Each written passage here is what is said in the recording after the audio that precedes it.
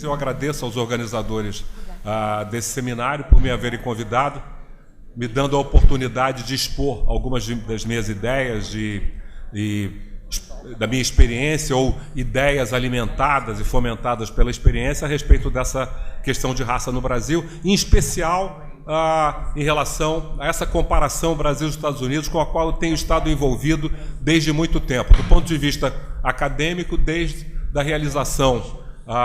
da minha pesquisa do mestrado na Universidade Federal Fluminense, que foi publicada sob o título Na Lei e na Raça, Legislação e Relações Raciais Brasil e Estados Unidos, ou seja, o impacto da lei sobre as relações raciais nesses dois países. Coisa de um mês atrás, eu fui convidado a dar um depoimento na Comissão Estadual da Verdade, aqui do Rio de Janeiro, não sobre um incidente que aconteceu comigo, um incidente importante da minha vida, que foi a minha exclusão da escola de aeronáutica, onde eu era um cadete,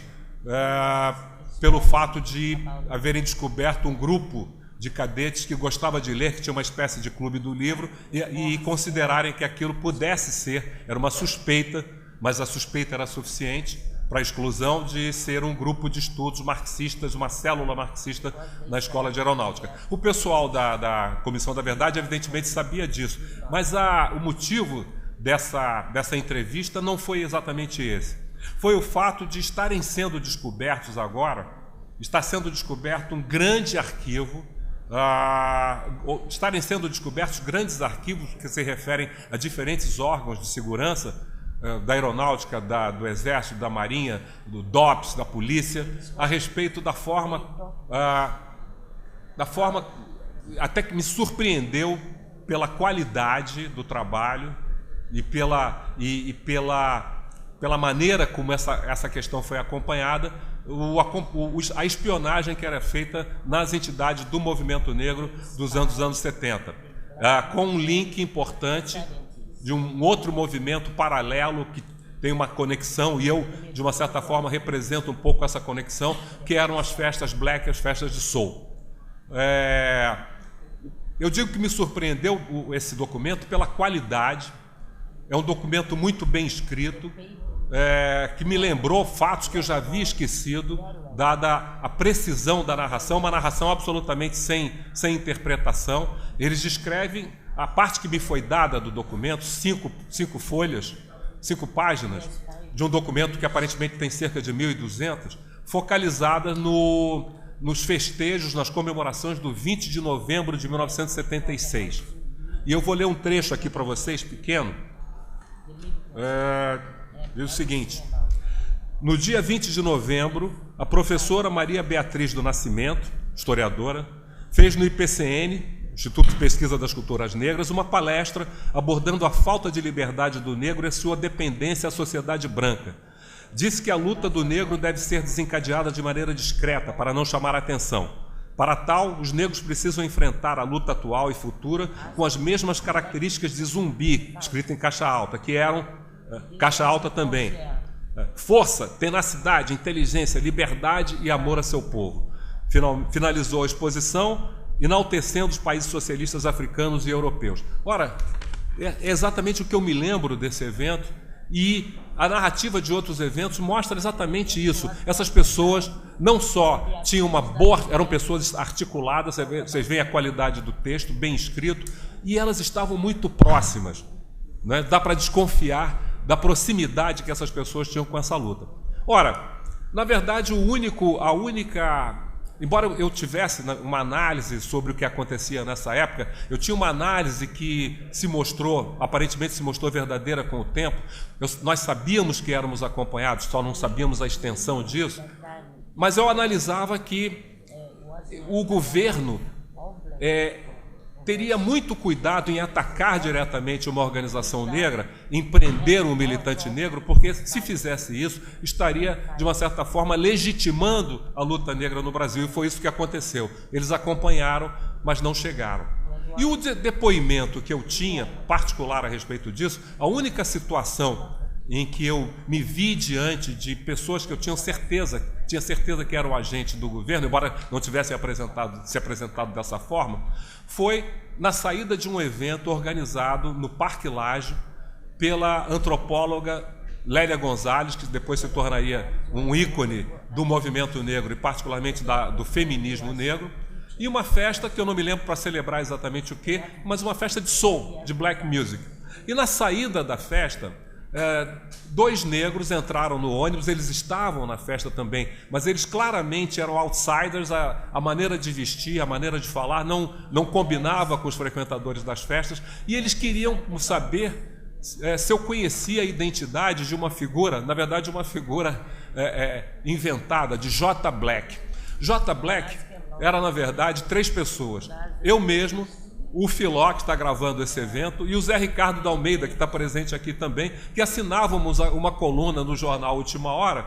a coluna essa que falava sobre os bailes de soul, sobre um calendário das festas, os novos discos sendo lançados, e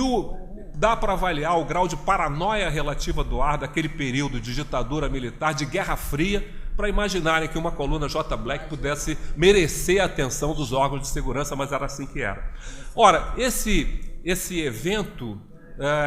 faz uma ligação exatamente, mostra exatamente as influências que estão acontecendo sobre essa época. Eu digo que esse é o momento em que se constitui aquilo que eu chamo de movimento negro contemporâneo. Movimento que começa a ser criado no início dos anos 70, cuja primeira organização é o Grupo Palmares, no Rio Grande do Sul, em 1971, que tem como marcadores para diferenciá-lo dos movimentos anteriores, primeiro, a ânsia de denunciar o mito da democracia racial. Era muito difícil anteriormente denunciar o mito da democracia racial. Isso se voltava normalmente, se alguém fizesse uma denúncia dessa, isso tendia a se voltar contra essa pessoa, que era chamada de complexada, ela tinha complexo de cor, ou ela estava querendo dividir a sociedade brasileira, enfim, culpava-se a vítima. E nesse momento, por uma série de motivos, esse novo movimento apresenta como sua primeira bandeira a denúncia do mito da democracia racial. E o outro ponto também, digamos, distintivo desse movimento era a percepção da necessidade da criação, da construção de uma identidade negra positiva. Uma identidade negra baseada na valorização do fenótipo negro e na valorização da cultura e da história dos países africanos e da diáspora africana, algo que acabou se concretizando na Lei 10.639. Esse movimento tinha 2 influências externas importantes. Uma era o movimento de descolonização da África, e o outro era o movimento negro nos Estados Unidos, cuja presença aqui se deu de maneira mais forte, fosse por causa do papel central que os Estados Unidos ocupam no sistema mundo e da repercussão, portanto, maior de tudo que acontece lá,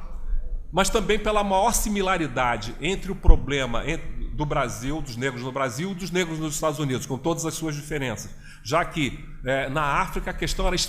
expulsar o colonizador, excetuando talvez a antiga Rodésia, atual Zimbábue e a África do Sul, a questão era expulsar o colonizador, enquanto no Brasil, como nos Estados Unidos, tratava-se de encontrar formas de convivência entre os diferentes grupos que estavam destinados a continuar habitando aquela sociedade. Ora, essa comparação de Brasil e Estados Unidos é interessante a gente verificar que não é uma preocupação minha, exclusivamente minha, nem dos organizadores desse evento. Ela tem estado na mesa desde sempre. Há pouco tempo, o jornal O Globo publicou uma reportagem na página de ciência, uma reportagem de meia página, mostrando a preocupação que os abolicionistas brasileiros tinham de evitar aquilo que eles consideravam erros cometidos pelos abolicionistas americanos e que teriam resultado na Guerra Civil dos Estados Unidos. Ora, então, essa coisa sempre esteve na mesa. Durante muito tempo, foram os Estados Unidos, os americanos progressistas, olhando para o Brasil e o Brasil se apresentando como uma sociedade melhor. Eu digo que essa comparação com os Estados Unidos está no próprio DNA da identidade nacional brasileira, se considerarmos que um dos alicerces dessa identidade é o mito da democracia racial, que esse mito da democracia racial foi construído em parte por comparação com os Estados Unidos, e há uma ampla bibliografia a respeito, e que o intelectual responsável por dar uma estrutura, um arcabouço científico ao mito da democracia racial,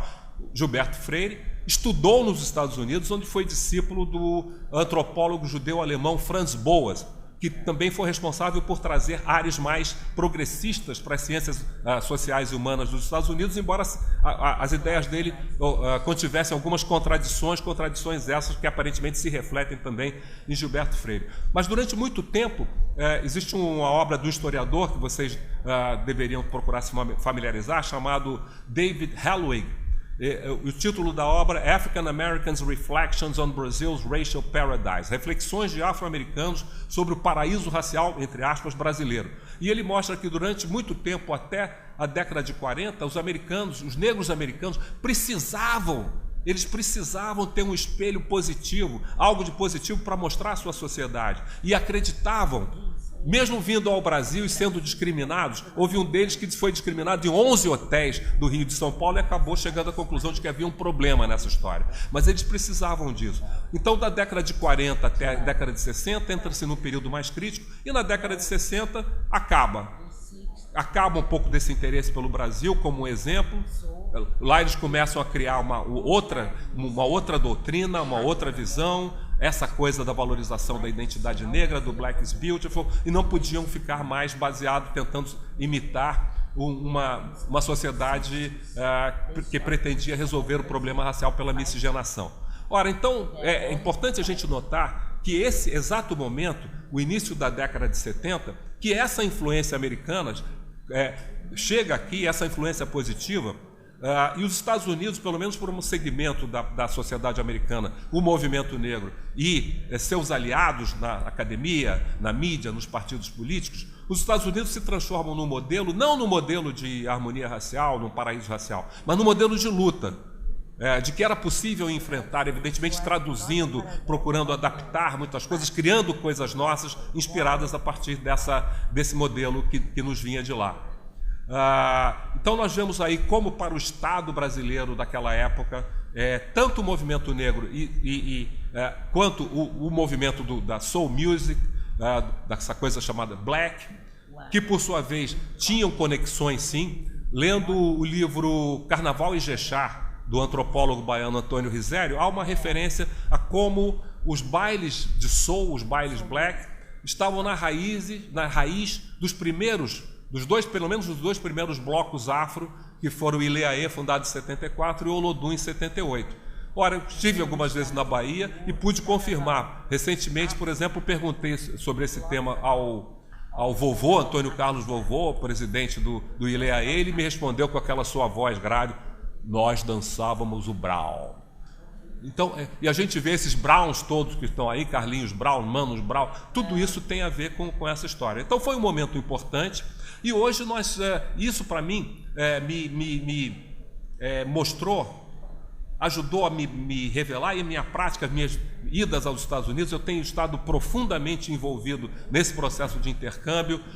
nos últimos anos, particularmente com uma universidade historicamente negra, a Southern University, que é de Baton Rouge, como eles falam, que é a capital da Louisiana, em função da colonização francesa, muitos nomes franceses nas cidades, nomes de franceses nas pessoas, e ela está extremamente interessada em levar alunos brasileiros, especialmente alunos negros, para lá, e esse trabalho tem sido desenvolvido há bastante tempo.